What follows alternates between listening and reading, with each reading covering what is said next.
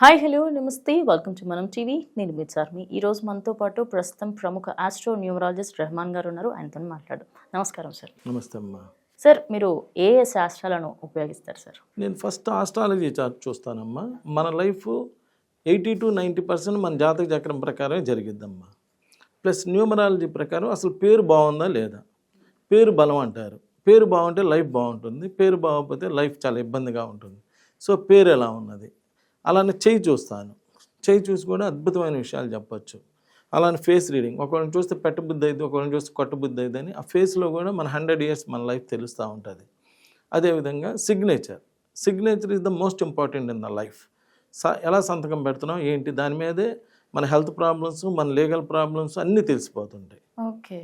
తర్వాత marriage date is the most important in the life. First date of birth అయితే దాని ప్రకారం మన లైఫ్ జరిగేది అయితే, second date of birth is the marriage date. పెళ్ళికి ముందు ఎవడైనా ఎట్లయినా బతికిపోతాడు. ఆ పెళ్లి దగ్గర నుంచి అసలు ప్రాబ్లమ్స్ అనేవి ఉంటాయి. అంటే మ్యారేజ్ డేట్ బాగాలేకపోతే ఇలా ప్రాబ్లమ్స్ వస్తాయి. మ్యారేజ్ డేట్ కూడా బాగుంటే లైఫ్ బాగుంటుంది. సో మ్యారేజ్ డేట్ ఎలా ఉంది, ఇలా ఆస్ట్రాలజీ, న్యూమరాలజీ, పామిస్ట్రీ, గ్రాఫాలజీ ఎలా రాస్తున్నారు, ఈ రాసే విధానాన్ని బట్టి కూడా వాళ్ళ యొక్క మైండ్ సెట్ అనేది తెలిసిపోతుంటుంది. అలానే face reading, signature analysis, marriage dates, ఇలా ఇన్ని శాస్త్రాలు చూస్తాను. నేను చూసి ఒక అద్భుతమైనటువంటి రిజల్ట్స్ ఇవ్వటం జరుగుతుంది.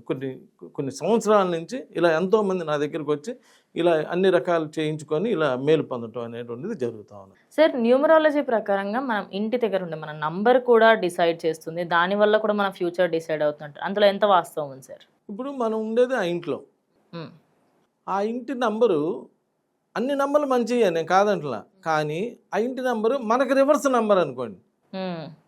మనం చూడండి, మన ఇంట్లో మనం సుఖంగా ఉంటాం, మన అన్నదమ్ముల ఇళ్లలో కూడా అది కూడా మన ఇల్లే, కానీ అంత ఆనందంగా ఉండలేకపోవచ్చు మన ఇంట్లో ఉన్నంత ఆనందంగా. సపోజ్ మన అమ్మమ్మ వాళ్ళ ఇల్లు ఉంది, అది కూడా మంచి ఇల్లే, కానీ మన ఇంట్లో ఉన్నంత ఫ్రీగా, మన ఇంట్లో ఉన్నంత సేఫ్గా ఉండలేం. అలానే మనకి భగవంతుడు ఒక నంబర్ ఇచ్చి పంపుతాడు. నువ్వు 6వ నంబర్ అని పంపించాడు అనుకో, 6వ నంబర్ తీసుకొని భగవంతుడి నిర్ణయం ప్రకారం వచ్చాం.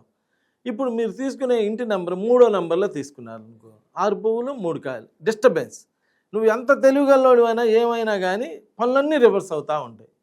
నువ్వేమనుకుంటావంటే వాడు మంచోడు కాదు, వాడు నన్ను అనవసరంగా ఇబ్బంది పెట్టాడు, వీడు ఇబ్బంది పెట్టాడు అంటుంటావు.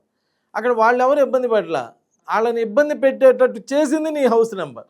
ఎందుకంటే నువ్వు పొద్దున్న లేస్తే సాయంత్రం మీ ఇంట్లో పనుకొని అన్ని పనులు చేసుకొని వెళ్తావు. అక్కడ నెగిటివ్ పడి అక్కడికి వెళ్ళేటప్పటికి వాళ్ళకి అదే రిఫ్లెక్ట్ అవుతూ ఉంటుంది. ఆ నెగిటివ్ రిఫ్లెక్ట్ అయ్యి అలా అవుతూ ఉంటుంది. కాబట్టి నేను మీకు చెప్పేది ఏంటంటే, అసలు ఇల్లు అనేది అది అద్దిల్లు అయినా సొంత ఇల్లు అయినా అక్కడ మన జీవితాన్ని అక్కడ గడపాలి ఎక్కువ టైం.